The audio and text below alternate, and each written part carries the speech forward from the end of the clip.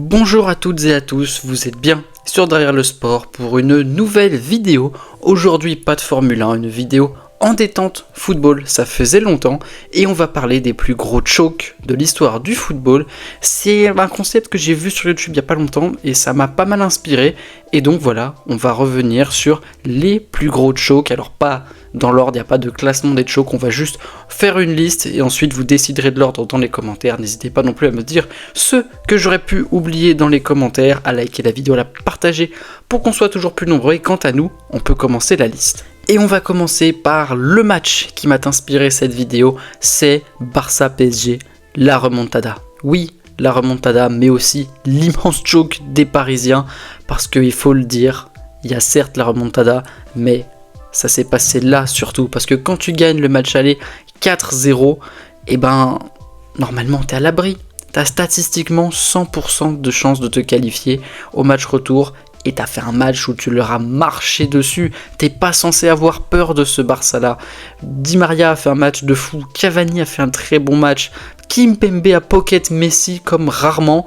Et ouais, entre les deux matchs, tu fais une vidéo où tu dis imagine tu perds 5-1. C'est inimaginable, c'est lunaire. Tu leur as roulé dessus et tu imagines un scénario où tu perds.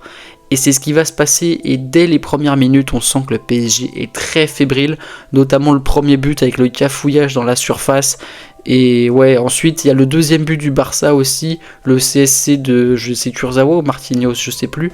Enfin bref, tu sens que défensivement ils sont vraiment pas sereins et certes ils sont pas aidés par l'arbitre, mais c'est quand même un immense choc et ce serait probablement le numéro 1 s'il n'y avait pas l'autre choke dont on va parler maintenant. Oui, parce que le PSG a dilapidé un avantage de 4 buts sur un match complet, mais jusqu'à la dernière seconde, ils étaient qualifiés. Là, l'AC Milan contre Liverpool en 2005, ils ont dilapidé un avantage de 3 buts en 6 minutes en finale de Ligue des Champions. Ouais, c'est chaud. Les Milanais qui avaient rapidement ouvert le score grâce à Paolo Maldini sur la première action du match, finalement coup franc de Pirlo, Maldini qui reprend 1-0 et puis ensuite ils vont venir doubler puis tripler la mise avant la mi-temps grâce à un doublé d'Hernan Crespo et ouais, Liverpool ils rentrent à la mi-temps, ils sont la tête au fond du seau, déjà qu'ils n'étaient pas favoris de la finale, autant vous dire que ça s'annonce très compliqué, mais d'après Djibril Cissé dans le vestiaire, il y a Steven Gerrard qui a remotivé tout le monde. Et je sais pas ce qu'il leur a raconté, mais c'était plus la même équipe en deuxième mi-temps. Stevie G, le capitaine, qui va réduire le score à la 54e minute avant que Vladimir Smisser vienne encore réduire l'écart 2 minutes après. On est passé de 3-0 à 3-2 en 2 minutes, et là c'est plus du tout la même symphonie pour les joueurs milanais. A noter qu'ils vont concéder un penalty dans les minutes qui suivent à nouveau. Xabi Alonso se charge du penalty, c'est repoussé par Dida, mais l'Espagnol a suivi et pousse la balle au fond des filets. 3 partout, 60e minute. En un quart d'heure, Liverpool a renversé le match et il reste encore 30 minutes à jouer. A noter qu'à partir de ce moment-là, le match va de nouveau s'équilibrer et l'AC Milan aura globalement la main et les plus grosses occasions, mais on va en prolongation et en prolongation, c'est un nouveau miracle qui va sauver Liverpool puisque Andriy Shevchenko rate la cage à 2 mètres de la ligne. Voilà, un super arrêt de Jerzy Dudek. Mais c'est un miracle et Dudek qui va une nouvelle fois faire des miracles pendant la séance de tir au but, alors des miracles complètement illégaux puisque le Boug il est avancé de 3 mètres par rapport à sa ligne, mais il va sortir les pénaltys de Pirlo, de Shevchenko et va offrir à Liverpool la Ligue des Champions. Voilà, rien d'autre à dire en fait finalement, tout est... Voilà. Tu passes de 3-0 à 3 partout, t'as une occasion en or à la 117e minute, et puis ensuite tu te fais entre guillemets voler par un gardien qui est trop avancé par rapport à sa ligne de but. Voilà, magnifique choke.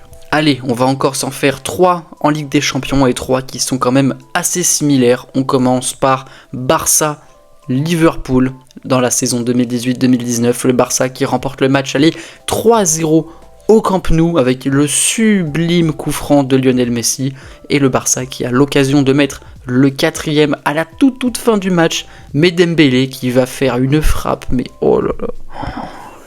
La frappe de Dembélé, j'ai jamais vu ça. Elle manque de calcium, elle manque de vitesse, elle manque de tout et elle atterrit droit dans les bras d'Alisson. Ça fait quand même 3-0 pour le Barça et on se dit comment ils peuvent perdre. Surtout que Liverpool, pour le match retour, a beaucoup de blessés. C'est l'équipe B, voire l'équipe C. Et puis au match retour, la magie va opérer. Divock Origi ouvre le score dès la 7ème minute, mais c'est le Barça qui a finalement les plus grosses occasions en cette première mi-temps et qui va choke. Messi va rater quelques occasions, Luis Suarez va en rater une énorme et le Barça arrive à la pause en étant mené d'un but. Mais bon, sur les deux matchs, il y a toujours 3-1 et il semble entre guillemets en contrôle. Et là, la peur va s'installer puisque Wijnaldum va inscrire un but à la 54e, puis un doublé à la 56e, ça fait 3 partout sur l'ensemble des deux matchs. Et là, comme pour Liverpool AC Milan, le scénario, c'est plus du tout le même et les Barcelonais qui vont se faire punir de leur attentisme sur le fameux corner taken quickly by Alexander-Arnold qui arrive dans les pieds de Divock Origi au point de penalty à la 80e minute, qui va mettre la balle dans les filets de Ter Stegen et d'une défense qui était absente sur le corner. Ça fait 4-0 et Liverpool se qualifie en finale. A noter que ce match-là pour le Barça, c'est un remake de l'année précédente où ils s'étaient fait sortir par la Roma. Ils avaient gagné l'année 4-1 et ils avaient perdu 3-0 à l'Olympico. Et c'est exactement le même scénario, 2 années consécutives, c'est juste que c'était en quart, là c'est en demi, c'était pour aller en finale, et quand on voit contre qui la finale a été, le Barça doit se mordre les doigts de ce match. Oui, parce que cette année-là, dans l'autre demi-finale, on a également eu un choke monumental, celui de l'Ajax, l'équipe d'enchanteurs de 2019. Oui, parce que la jeune garde de l'Ajax cette année-là enchantait tout le monde après une phase de poule assez bien, voilà, c'était pas exceptionnel, mais c'était bien. L'Ajax se qualifie en 8ème où ils affrontent le Real Madrid et après une défaite 2-1 chez eux, ils se présentent au Bernabéu et vont massacrer le Real chez eux. De Jong, Tadic, De Ligt, Ziyech, Neres, Schön, ils ont tous fait des matchs de fou et c'est l'un des matchs de l'histoire de la Ligue des Champions. Ils vont ensuite battre la Juve en quart de finale, la Juve de Cristiano Ronaldo qui avait sorti l'Atlético Madrid via une remontada également au tour précédent, et ils affrontent Tottenham en demi-finale. Et là on se dit, on va avoir une finale Barça-Ajax et ça va être le feu, mais rien ne va se passer comme prévu. Après une victoire 1-0 à Londres, l'Ajax qui reçoit pour le match retour, et là on se dit que normalement ça devrait le faire. Ça devrait le faire, il n'y a pas de raison que ça ne le fasse pas. C'est Tottenham en face, l'équipe est faiblarde, et puis il mène 2-0 à la mi-temps. Ça fait 3-0 sur l'ensemble des deux matchs. A noter qu'à ce moment-là, la règle du but à l'extérieur compte encore, une règle qui va punir l'Ajax. A noter que sur le plateau de RMC avant le match, Christophe Dugarry avait allumé Lucas Moura et Willy Sagnol lui avait répondu en me disant « J'annonce triplé de Lucas ce soir ». Vous avez deviné ce qui va se passer. Retour des vestiaires et Lucas Moura commence son festival, 55e minute, il réduit le score, puis il va le réduire une deuxième fois à la 59e. Et pour l'Ajax, quand tu passes de 3-0 à 3-2 sur l'ensemble des deux matchs en 5 minutes, t'as de quoi être un petit peu comme ça. Et puis c'est surtout que personne ne voulait voir Tottenham en finale de Ligue des Champions, mais alors personne, sauf les fans de Tottenham peut-être. Et puis le match qui va poursuivre son cours, l'Ajax tente de garder le contrôle du ballon, mais on sent qu'ils ont peur d'une contre-attaque. Et puis, 96e minute, l'impensable se produit, but de Lucas Moura, triplé, 3-2, l'Ajax est éliminé. C'est probablement l'année avec les demi-finales de Ligue des Champions les plus folles de l'histoire. On attendait une finale Barça-Ajax, on a eu une finale Liverpool-Tottenham, et quand on voit la finale qu'on a eue, franchement, on se demande pourquoi il y a eu ces remontadas. On va passer au championnat, et récemment, je pense que le plus gros choke que j'ai vu, c'est Dortmund à la dernière journée qui choque la Bundesliga en 2023 dans un scénario juste dingue. Puisqu'ils avaient pris la tête du classement à la journée précédente, ils avaient 2 points d'avance sur le Bayern. Il fallait, entre guillemets, gagner contre Mayence, 9e du championnat, une tâche qui semblait réaliste, surtout que Dortmund jouait à domicile. Mais le scénario du match qui va très vite tourner au vinaigre puisque Mayence ouvre le score assez rapidement, mais dans les minutes qui suivent, Sébastien Haller obtient un penalty qu'il va rater toujours à 1-0 et dans le même temps, le Bayern va prendre l'avantage contre Cologne dans le match décisif. Avec ce scénario, le Bayern est champion et surtout qu'avant la mi-temps, Mayence va mettre le deuxième but, 2-0 contre 1-0 de l'autre côté. Ça commence très fort à sentir le roussi. Dortmund qui va pousser en deuxième mi-temps et Raphaël Guerreiro qui va raviver les espoirs du mur jaune en mettant un but à la 69e minute. Ça fait 2-1, Dortmund qui se rapproche de son objectif mais qui a besoin d'aide de Cologne dans l'autre match. Et à un moment donné, dans les tribunes de Dortmund, on explose de joie.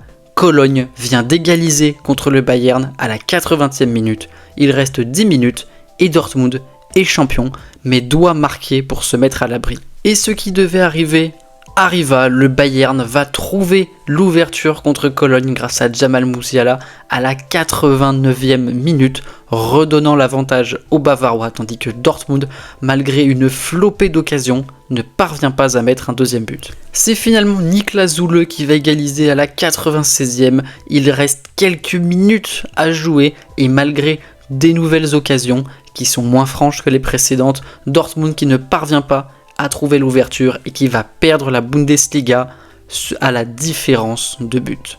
Cruel. Dortmund a choke sur un match, mais Newcastle a choke sur une moitié de saison quasiment, puisque en 95-96, à la mi-janvier, ils avaient 12 points d'avance sur Manchester United et l'écart qui va s'éroder petit à petit à la mi-mars, il n'y avait plus que 8 points. Et puis Newcastle qui va remporter un seul de leurs 8 derniers matchs, tandis que United va remporter 9 de ses 10 derniers matchs pour aller prendre le titre avec 4 points d'avance sur les Magpies. Ça fait mal, surtout quand on sait que depuis United a gagné pas mal de titres et que Newcastle n'a jamais ressenti l'odeur d'un titre de Premier League. Un autre choc légendaire de la Premier League, c'est celui de Liverpool lors de la saison 2013-2014, dans une saison où ils étaient 3 à se disputer le titre, Chelsea, Manchester City et Liverpool qui avait à la pointe de son attaque Luis Suarez, meilleur buteur de Premier League cette année-là, Daniel Sturridge, deuxième meilleur buteur de Premier League cette année-là, et derrière il y avait Steven Gerrard, meilleur passeur cette année-là, Liverpool qui va d'ailleurs finir avec 101 buts, soit le 4e plus haut total de l'histoire de la Premier League. À 5 matchs de la fin du championnat, fin avril, Liverpool affronte Manchester City dans un match décisif pour le titre et il s'impose 3-2 contre les Citizens, puis à la journée d'après, il s'impose à nouveau 3-2 contre Norwich. Il leur faut 7 points sur leurs 3 derniers matchs pour être sûr de s'imposer, 2 victoires et un nul. Autrement, ils n'auront pas leur destin entre leurs mains. À 3 journées de la fin, Liverpool affronte un Chelsea hors jeu de la course au titre, mais Chelsea qui va jouer les troubles faits avec notamment la fameuse glissade de Steven Gerrard qui va offrir un but sur un plateau à Dembaba qui ne va pas s'en priver. Le Chelsea qui va s'imposer 2-0 dans ce match, réduisant l'avance de Liverpool en tête du championnat à 1 point sur Manchester City. Liverpool a toujours 1 point d'avance sur Manchester City alors qu'il ne reste que 2 journées à disputer, mais le match suivant sera peut-être encore plus tragicomique pour les Reds qui mènent 3-0 contre Crystal Palace et qui vont se faire égaliser 3-3. Manchester City reprend la tête du championnat avec 2 points d'avance avant la dernière journée. La victoire des Reds contre Newcastle qui ne suffira pas à renverser Manchester City qui dans le même temps s'est aussi imposé et qui remporte le titre avec 2 points d'avance sur Liverpool. Ce qui est tragicomique finalement dans ça, c'est que tu prends 4 points d'avance sur Manchester City dans une confrontation directe, t'en perds un peu contre Chelsea, t'as toujours 1 point d'avance, tu le tiens, et 3-0 contre Crystal Palace, normalement tu arrives à la dernière journée en tête du championnat et tu bats Newcastle et tu prends le titre. Et ben non, Liverpool qui devra encore attendre avant de prendre un titre de Premier League qui se refuse à eux depuis plus de 20 ans. La saison 2003-2004 du Real Madrid est également un exemple de choc exceptionnel puisqu'ils avaient 12 points d'avance à 12 journées de la fin. Alors bon, certes, c'est 4 victoires d'avance. C'est quand même beaucoup, surtout quand tu t'appelles le Real Madrid et que tu as dans ton effectif Zidane, Raúl, Ronaldo, Figo, Owen, Beckham, Roberto Carlos. C'est la Dream Team du Real Madrid Et ils vont quand même réussir à perdre 6 de leurs 7 derniers matchs, dont 4 à domicile, et vont s'incliner finalement. Ils termineront même 4e du championnat. C'est magnifique. Allez, on va remonter assez loin pour ce choc. La finale de la Coupe du Monde 1950, Brésil-Uruguay, et le Brésil qui est juste la meilleure équipe du tournoi, la meilleure équipe du monde, qui joue à domicile au Maracanã devant officiellement 173 000 personnes, rien que ça. Officieusement, certains parlent même de 200 000. Le Brésil qui va ouvrir le score et qui va ensuite se faire punir à 2 reprises et perdre une finale de Coupe du Monde à domicile. Ça fait mal. Je sais pas si c'est un choke, mais en tout cas ça fait mal. On reste au Brésil avec, en 2023, le choke de Botafogo qui, en première partie de championnat, prend 51 points sur 63 possibles. Magnifique, magnifique. Ils vont remporter 2 de leurs 17 derniers matchs, ils avaient 11 points d'avance. Ils ont perdu le titre. Magnifique aussi. A noter qu'ils ne vont pas terminer 2e ou 3e, non, ils terminent 5e en plus, hein. C'est ça qui est encore mieux. On va se rapprocher un petit peu de chez nous avec l'Ajax l'année dernière qui, avec une belle avance de 9 points à 5 matchs de la fin du championnat, va réussir à perdre le titre pour 1 point contre le PSV. Il fallait gagner 2 matchs sur les 5, ils se sont pris des branlées monstrueuses et ont perdu le titre d'1 point. Magnifique. Et on va terminer avec du Championship, oui, la 2e division anglaise, mais tout le monde a déjà vu ce passage sur YouTube avec le barrage entre Watford et Leicester City.